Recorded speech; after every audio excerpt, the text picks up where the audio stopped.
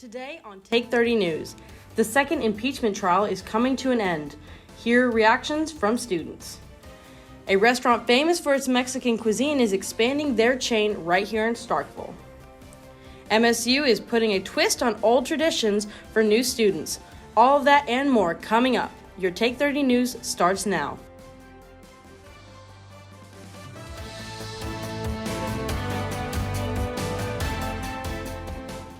Off of Tate's Creek Road. Last night around 4 o'clock. It was lights out. Welcome to Take 30 News. I'm Holly Emery. A lot of the areas in the South this week are experiencing the coldest temperatures in decades. By Sunday, temperatures will have dropped 40 to 50 degrees below average. In a couple of days, almost 75% of the country will feel below freezing weather. These recorded temperatures can produce very dangerous road conditions. Make sure you keep your pets inside, bundle up, and run your heater. Christian Bridges joins us now. Christian, where's the cold weather coming from and how long is it going to stay? Well, this cold air, it's coming to us directly from Canada, so it really is going to be brutally cold as we get into this weekend and next week. So it's just going to last all throughout next week. If you are a fan of Mexican cuisine, get ready to say hola to Chipotle.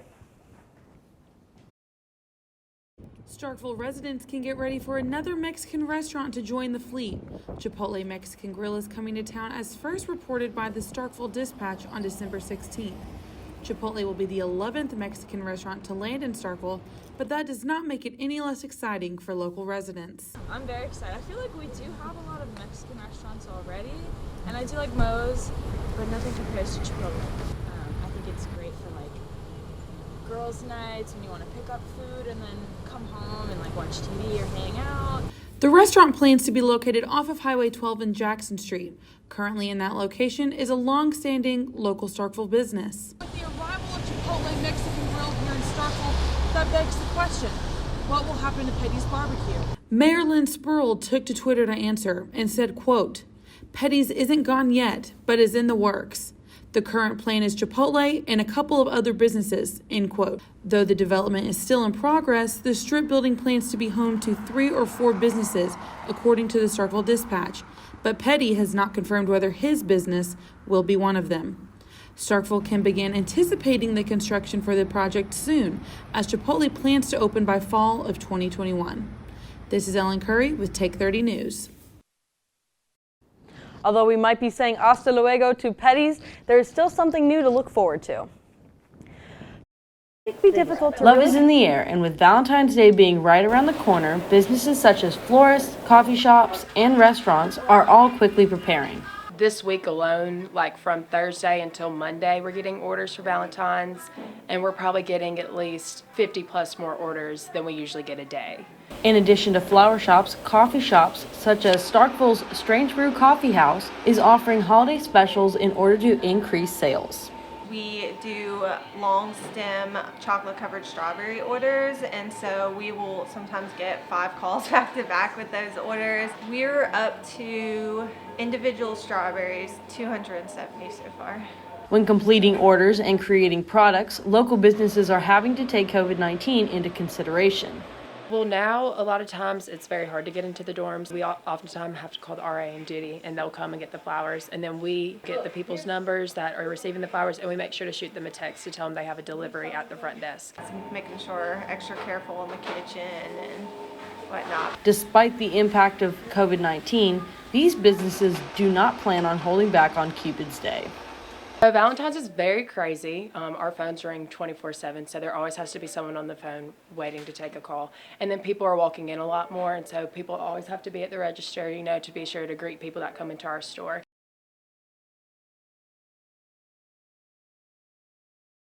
Impeachment managers act as prosecutors as former President Donald Trump's second impeachment trial today. Take 30's Nathan Souse gets reactions from Mississippi State University's Democrat and conservative student organizations. Today is the 4th day of impeachment trials against former President Donald Trump. The impeachments are an effort to stop the former president from running for office a second time. The impeachment comes after January 6th, when a group of Trump supporters breached the Capitol after one of the president's rallies. Democrats argue that former President Trump used his words to inspire supporters to attack the Capitol. Their conclusion is that Trump is a current danger if not impeached. Tonight, the trial will enter a Q&A section where the senators can ask questions to presenters on both sides of the argument. The question that I'm interested in asking Trump's attorneys is, do they believe that's true? Who won the election? The Trump defense has said they are challenging the constitutionality of holding a trial for someone who is no longer in office and plan to argue that the former president was only using his free speech. Joe Biden's campaign slogan was "Battle for the Soul of America."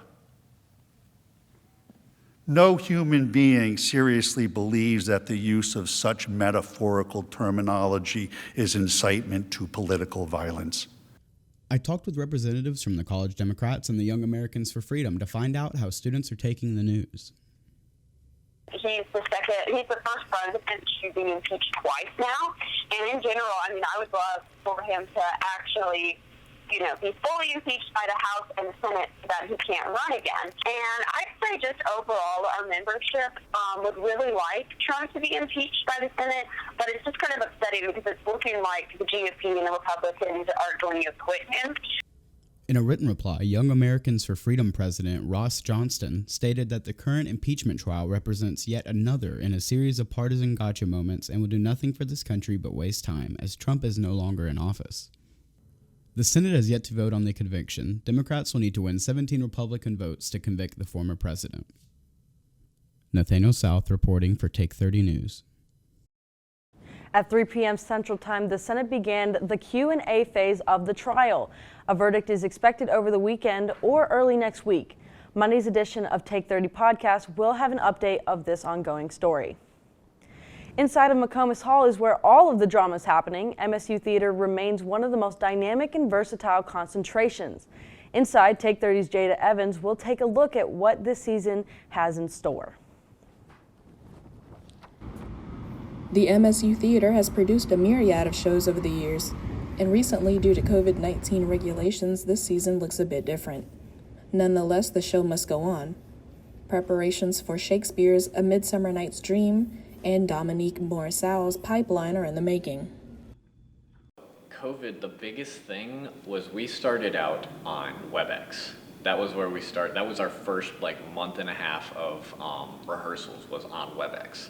So it got to the point where we had established what our characters were going to act like, and we had the entire show memorized. But as soon as we got onto the stage, we could not figure it out because putting together the talking and the movements was really complicated. Anywhere from Alice in Wonderland to Dracula, from The Little Mermaid to The Crucible, the MSU Theater puts a lot of blood, sweat, and tears into their productions every year. We're going to perform Midsummer Night's Dream on a hilltop in North Farm. Another chance to have an outdoor production. This is in the spring. As they say in theater, the show must go on. Despite the confusion, the cast members are willing to make any adjustments necessary. With Take 30 News, I'm Jada Evans. Thanks for that, Jada. If you would like to audition for any upcoming plays, please feel free to contact Assistant Professor Tanya Hayes. Coming up after the break, the spring semester is already blooming. See how MSU plans to plant seeds with prospective students to build future success.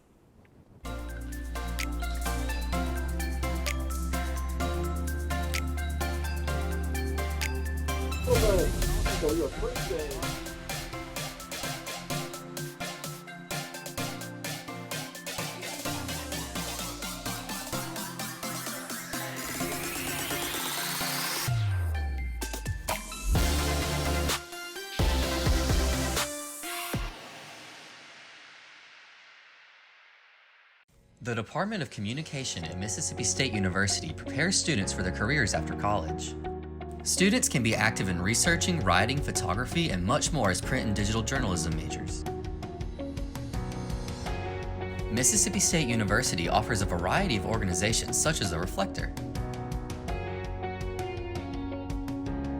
To learn more about print and digital journalism, go to the Department of Communication website. Mississippi State has now added another meaning to Maroon Fridays. Take 30's Ava Richardson gives us a look at how MSU plans to stay connected with their Bulldogs. As many prospective students are officially beginning the process of finding their college home, Mississippi State has created another way to give this opportunity through a new on-campus event, Maroon Fridays. Maroon Fridays are kind of our new spin on our former events called Preview Days. So we developed Maroon Fridays because our capacities are much smaller due to COVID. Through Maroon Fridays, students are given the opportunity to learn about their academic college of interest, receive a tour of the campus, and meet current MSU students. You know, everything was put on hold. We couldn't do anything in person. For a while, we couldn't even do campus visits in person. And then slowly, we've been able to gradually get back into those things. So, you know, they started doing in-person campus visits again. And then, you know, now with Fall Friday, now Maroon Friday, it's a really, you know, students learn so much when they actually get to visit campus. This event also gives prospective students and their families the opportunity to begin financial planning, as well as participating in Q&A sessions. Forrester believes these on-campus events are both safe and helpful for prospective students. I think that we've done a good job of balancing keeping people safe and offering good quality events that are going to get them what they need. For Take 30 News, I'm Ava Richardson. Thanks, Ava. For more information about Maroon Friday or orientation, please contact Kylie Forrester.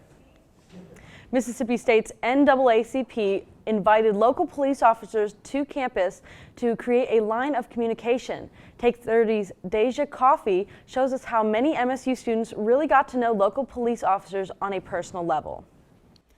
The NAACP, an organization on Mississippi State campus, hosted an event called Black and Blue Wednesday night in McCool Hall's Taylor Auditorium. This event allows students to be able to talk with local police officers from their community and build a better and safer relationship between students and police. The Black and Blue event is a program that we get together annually, the NAACP collegiate chapter here at MSU, and it's essentially where we invite police, local law enforcement, etc., to have an invitation in order to communicate with students and establish a line of communication. That's the goal of the whole organization. And we ask intense questions as well as lighthearted questions to really get to know the officers on a personal level. With everything that has happened with police this year, it is important that students have this time to speak with officers and remember the safety and precaution guidelines when being pulled over. The event started with the officers introducing themselves. After introductions, they began to answer the questions prepared by the student leaders of NAACP. All of the officers were as transparent as possible. The police officers enjoy doing these events because their goal is to become closer with its community. I love the intimate setting of the whole event, and the questions were great. I just think it's a great tool for open lines of communication with law enforcement and the community. This is Deja Coffee reporting for Take 30 News. We talked earlier about a cold spell moving into the Starkville area soon. Take 30 weather anchor Christian Bridges joins us this evening for a look at next week's forecast. Christian, do I need to keep my winter coat handy? I'd keep your jacket, your hat, your gloves, your scarves, everything for this upcoming week. It is going to get very cold. Take 30 weather is coming up next. As concern grows over the declining health of the world's oceans, veterinary students at Mississippi State are learning how to rescue and rehabilitate vulnerable marine animals. Through a unique partnership between the College of Veterinary Medicine and the Institute of Marine Mammal Studies in Gulfport, Mississippi, students are experiencing the chance of a lifetime. Real-time research of this fragile ecosystem prepares students for a future in providing care for sick and stranded dolphins, turtles, sea lions, and other marine species. At the same time, MSU's advanced diagnostic technology is helping innovate for solutions while improving treatment and outcomes. Not only are the waters of the Gulf Coast opening new worlds of discovery for Mississippi State veterinary students, they are much safer now, thanks to this game-changing partnership that's improving life for literally hundreds of aquatic animals. Imagining the built environment of tomorrow is a collaborative dream at the College of Architecture, Art, and Design at Mississippi State University. Learning is experienced in a studio environment that brings architecture, interior design, and building construction students together to solve 21st century challenges. One of only 2 such programs in the country, MSU's curriculum creates a 360-degree approach and opportunity for learning how to work together in the real world, and encourages creativity and cooperation for resolving tomorrow's issues, such as housing for continued population growth, work and life environments for expanding urban lifestyles, and accommodating industrial and technology shifts. Working together gives students a better understanding of the intersection of design and construction, and allows for the kind of creative thinking and practical application that leads to a better future for all. Well, it is just really cold out there today, and that remains the case for much of the United States right now. Look at these crazy wind chills right now. -22 in Bismarck, -22 in Minneapolis. That cold air is coming down to Mississippi. I'm sure you're feeling it outside right now. It is just going to get colder. Right now, winter alerts are up. Just issued just a few minutes ago, a winter storm watch for us here in Starkville for our next big weather maker, which is coming at the end of this weekend. So right now on campus, right at freezing right now, 32 degrees, feels like 26, just raw, cold, and damp outside. Very not nice weather out there at all. 100% humidity, you can just feel it in the air. It is just not at all a nice day out there. So right now across our area, really not seeing a whole lot on the radar, maybe a couple spotty showers over in Alabama. And we did have some earlier today, we did have some light rain, but for the most part, we have stayed dry for all of today. But that is going to change into this weekend. So going into tonight, those clouds are just going to be sticking around all throughout your day tonight into Saturday, staying chilly on Saturday, all throughout the day into Saturday night, just remaining very cloudy and drizzly, and if it dips below freezing, we could see some slick spots here and there. But by Sundays, when the big weather maker comes in and we start to see showers moving in on Sunday evening and into Sunday night. But Monday is where things get very interesting here in Starkville. It is going to be in the 20s all day, dropping all throughout the day into the low 20s, and overnight Monday, it is just going to be nasty conditions. Now, a lot of people are wondering, why are we seeing ice and not snow like we saw last month? Well, with this system, there is warm air higher up in the atmosphere, so as those snowflakes fall through, they melt and turn into rain, but by the surface, it is much colder. It is going to be below freezing, so once that rain hits the surface, it refreezes again. So that is why ice is a major concern as we go into next week. So 3 things you need to know. Saturday and Sunday could be icy in the morning, major ice storm on Monday and Monday night. Be prepared to be stuck home all week. Go to the store this weekend before it hits on Monday. So for our 7-day, a crazy 7-day here in Starkville. Freezing drizzle possible tomorrow morning and on Valentine's Day morning. And on Monday, our major ice storm, and we just stay icy and chilly all throughout the week. Coming up next on Take 30 News, we will take a look at what is going on with our Bulldog Athletics with Ethan Foster. Stay tuned.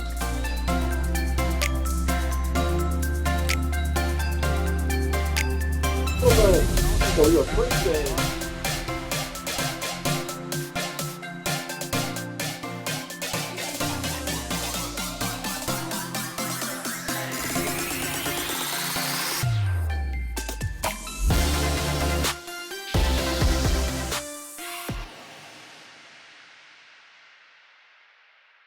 The Department of Communication at Mississippi State University prepares students for their careers after college. Students can be active in researching, writing, photography, and much more as print and digital journalism majors. Mississippi State University offers a variety of organizations such as the Reflector. To learn more about print and digital journalism, go to the Department of Communication website.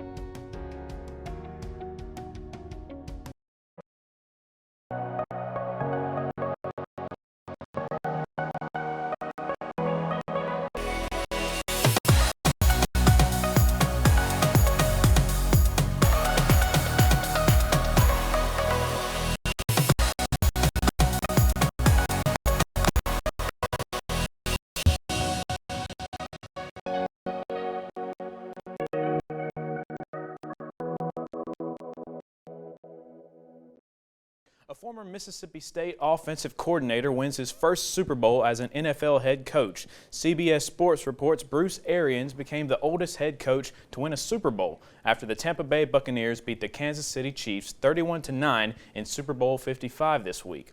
According to Mississippi Today, Arians started his coaching career at MSU in 1978 and eventually took jobs at Alabama and Temple.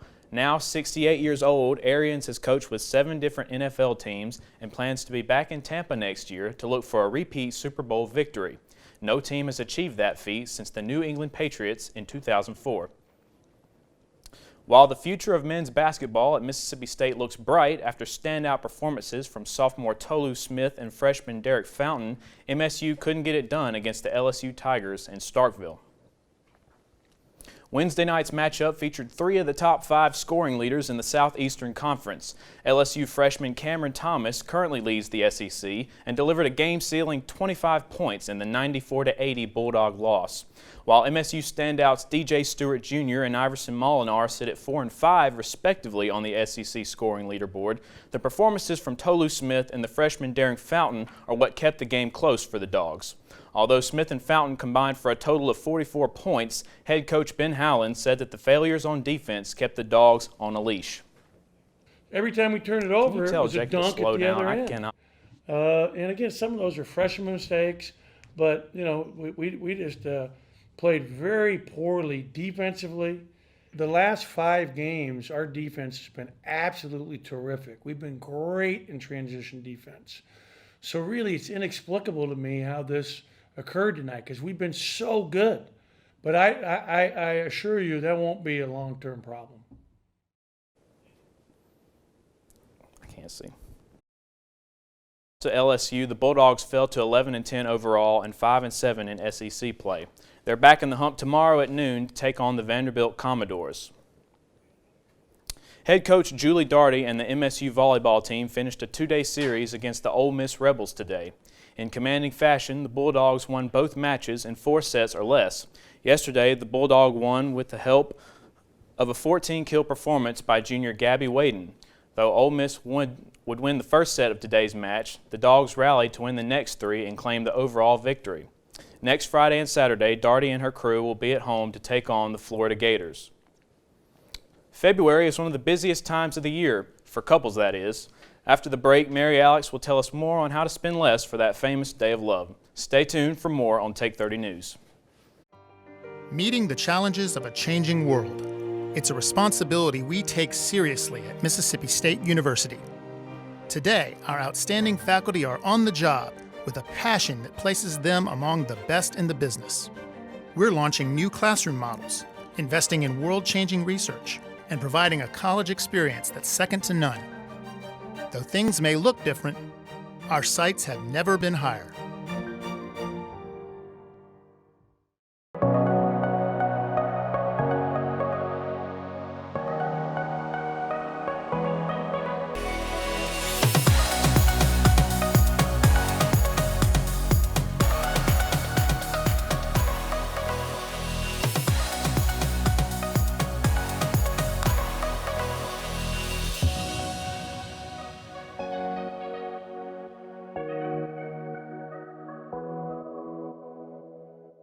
Spending numbers grew surprisingly over the holiday season, but will this trend continue into the Valentine's Day weekend? Mary Alex Anders has the answers for us.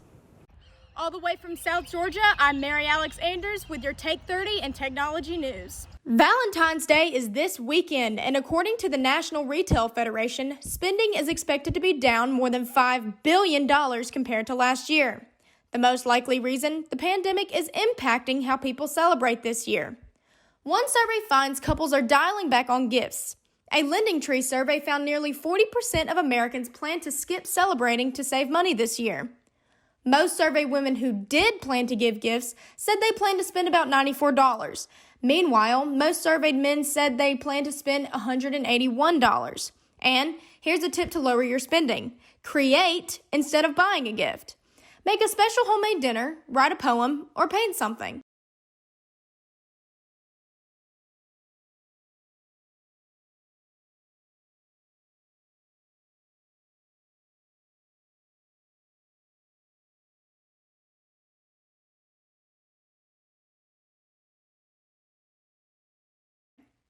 You could also take in a movie with your sweetheart. Just in time for Valentine's Day, a new film takes the idea behind Groundhog Day and turns it into something romantic. The Map of Tiny Perfect Things was actually shot here in the South in Fairhope, Alabama. The movie is about a pair of teenagers who find themselves living the same day over and over.